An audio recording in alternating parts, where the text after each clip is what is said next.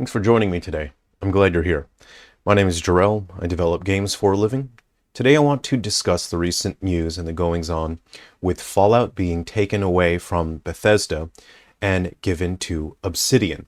This decision was made by the highest level of management at Xbox. So Ashish Sharma, the current CEO of Xbox, has been taking stock of the properties that are within the ownership of Xbox and figuring out a path forward on how to make Xbox successful in terms of creating games and hardware that people actually want to play that bring value to the brand of Xbox.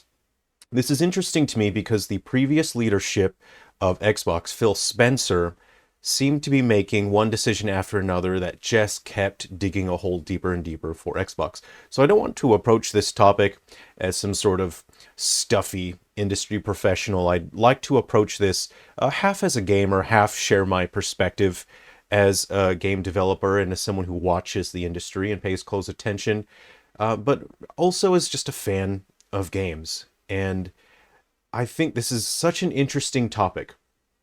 Why hasn't Fallout been more productive as a brand? Why in the last, 11 years or so have we not gotten a new Fallout game? So with Obsidian, Obsidian has worked on one Fallout game in the past, and that's Fallout New Vegas, and that is regarded to be a fan favorite, a very high quality product. Bethesda was they've recently developed and shipped Avowed, which is not a product that I personally feel was a very strong showcase of their creative or technical capabilities. I think Avowed is a very weak product, but I'm not here to make fun of anyone or to belittle anyone. I have absolutely no care. I am vaguely aware that there's some sort of, I don't know, culture war, I think people call it on the internet, that I just don't give a shit about because that is so juvenile and boring to me. I think there's a side of people that tear down Avowed for some reasons, people champion it for some other reason. I don't give a shit. I'm looking for quality products, I'm looking for quality work, and I want to see game developers and artists who are competent, capable, they're well suited for their jobs, and they are making an effort to constantly improve. That's what I care about. So what's interesting about Fallout is that there's recently been a TV show, and that has been quite successful. So Fallout has reached a level of popularity that probably wouldn't be possible without a mainstream TV show. So it is insane to me. It is absolute insanity that the management at Xbox and at Bethesda did not organize the launch of a new Fallout game. This is brand synergy. Having a TV show, you don't exactly know if the TV show is going to be hugely successful, but you have to aim for that and you have to plan for it and you have to capitalize on that. So you have faith in your brand, have faith in your product, and say, this TV show, we believe in it, it's probably going to do well. Let's plan a Fallout game to launch to coincide with that TV show. You reach a new audience with a TV show, then people look at Fallout and they say, oh man, there's a game coming out next week, and you plan that around, wow, the show's really good right now. People are looking forward to the new game. You get a big launch, you get word of mouth, you get people talking about this brand synergy. So it blows my mind as an industry professional to see that Xbox did not do that. Now, what is so fascinating to me, Phil Spencer, the previous CEO of Xbox, is good friends with Todd Howard. Todd Howard is the executive producer of Bethesda, and I think there's memes of this guy. I don't understand meme humor and culture. You'll have to excuse me here, but I believe he says things need to be 4 times more of 4 times the map, 4 times the trees, 4 times the development time. Okay, so Todd Howard has produced neither quantity nor quality under the previous direction and leadership of Xbox, because the current leadership is Ashish Sharma. So under the previous arrangement, Todd has produced neither quantity nor quality. So why is this happening? If the very top boss is your best bud and you're just good friends, you don't view leadership with the same kind of respect as you would someone who's just distant, just a distant boss, checks in and says, hey, how's progress coming on Fallout? We need a plan. We need Fallout to launch alongside this TV show. If you have a boss who's distant, you have respect for each other, but you're not best buds, right? Then there is a different workplace environment and you feel more compelled to get the work done because there is tension. There has to be tension between you and management. There has to be respect between you, but it's a balancing act. And if there is a sense, if there's an understanding that you could lose your job at any time, you could lose your position if you do a very bad job, people will actually put an effort. Now, when you have been working in the industry for a long time and when you have gained celebrity, popularity, you've gained riches, you tend to not put an effort anymore. You lose the hunger for success, you become lazy and complacent. And I'm not saying that Todd himself has become lazy and complacent. I'm just saying that he's produced neither quantity nor quality over the last however many years. And it would only dig Xbox's hole deeper and deeper to sit and wait for Todd to twiddle his thumbs and not produce. How many more 11 years does he need to produce another Fallout game? It's not fair to the Xbox who's funding this. It's not fair to every other developer working for Bethesda, and it's not fair for the fans of Fallout. So I feel that the decision to take Fallout from Bethesda, to give that to Obsidian, I believe that's the right call here. Let's quickly discuss the developers that will be working on, or some of the developers that will be leading Fallout over at Obsidian. We have Josh Sawyer, who's reportedly going to be the project director, and he did Fallout New Vegas. That is the Fallout game that Obsidian worked on previously, and it's considered to be one of the better ones, if not the best one. We have Fergus Urquhart, who was the division director on Fallout 1, who worked on Fallout 2, and CEO of Obsidian during the development of New Vegas. All of these, I'll link to the video that shared these details. Tim Kaine will be working on this reportedly, and he's the original creator of Fallout. He created the original game.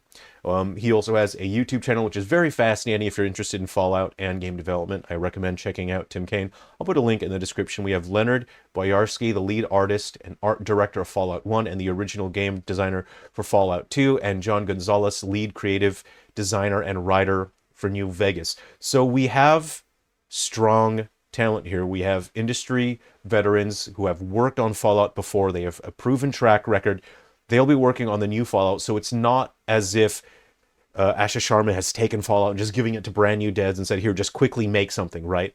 This is not a situation where they're just trying to pump out another Fallout game to make money off the brand. What we're doing is a Fallout that will be made by people that know Fallout, that care about Fallout. So, and in terms of developers, I'm not that familiar with everyone here on the list, except I do watch Tim Kaine's channel. I've never met him before. I'm not familiar with him. But say, for example, I think Tim Kaine is a much more interesting person and a stronger developer than Todd. I've seen Todd speak, and I'm not here to insult or belittle him, but he comes across as a very boring, superficial person. And I wouldn't sit and have a drink with Todd because he seems very boring.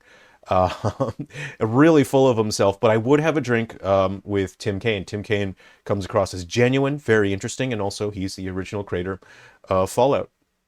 So in terms of development time, New Vegas took 18 months to develop. That is 18 months. That is 12 months plus 6, which is a year and a half. And we've gone 11 years without timeout. Actually, the last Fallout game launched in 2018. That's Fallout 76. So it's not 11 years, it's 8. If you hear me say 11, I actually mean 8. I just wrote it down wrong in my notes. Okay, time in. Another new Fallout, which is so interesting. So I just want to quickly discuss staffing, the staff size for the development teams. So for Skyrim, for example, apparently reportedly the development team for Skyrim was 100 people.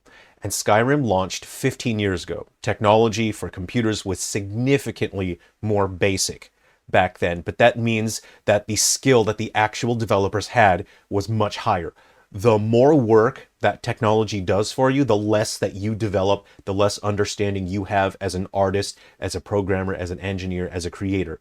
So the less that the computer helps you, the more that you develop, and your skill, your understanding, your awareness, your capabilities is infinitely more important than what the computer can do. So it only took 100 people to develop Skyrim. Skyrim launched 15 years ago. And there was just barely more than 100 people that worked on Fallout 4. And that launched 11 years ago. So again, it's basically 100 people for Skyrim, 100 people made Fallout. They launched, 3 years apart. And for Starfield, which launched 3 years ago, it took 400 people to make Starfield. Is Starfield, think about this, I want you to ask yourself this, is Starfield 4 times as good as Skyrim? Is Starfield 4 times as good as Fallout 4? I'm not entirely sure how to judge that myself personally. But these are the thoughts that I had regarding the matters. I have very high hopes for the future of Fallout, and I'm relieved to see that Todd Howard is no longer there to just hang on to the franchise and to gatekeep it from development out of ego, because you see someone who, when I see Todd, I see someone who doesn't really have very strong vision or motivation or drive to create something that is original, fun, and interesting. And this really looks like a vanity, sort of an ego boost for him. And to have, it's quite a toxic relationship for him to be very good friends with Phil Spencer, CEO of Xbox, because at that point, Todd can just say, "Oh yeah, I'm working on it. Don't stress me out about it." And Phil Spencer, being his friend, will say, "Yeah, okay, sure, yeah. Take your time, Todd, take your time." So to have an actual boss in charge of Xbox, to have someone who will say, "Show me the work. I need to see what you're working on, because if I'm paying your paycheck, I need to see what you're working on. I need to know exactly what it is and when it will be finished. And I need to see what your vision for that is." And I have a feeling Todd was not able to deliver that, because I have a feeling Todd was not actually working on anything Fallout related. I believe that he was probably just lying if he ever gave a progress report, because you do have to do check-ins. You do have to give progress reports, and it sucks. I hate doing those. It's a part of the workplace. You have to prove to the higher up, you have to show them what you're working on, and you actually have to do work. You can't just sit for 11 years and not do anything with the franchise and then lie and say, "This is the most we've ever done." No one's ever done as much as we've done before. That's being dishonest. It's not fair to people who enjoy that franchise. It's not fair to other developers as well. So I'm relieved. This is excellent news. So I'm interested in hearing your thoughts regarding this topic. Okay, thanks very much for spending some time with me today. Tim Kane, let me know if you want to grab a drink sometime. Okay, see you around. Enjoy. Cheers.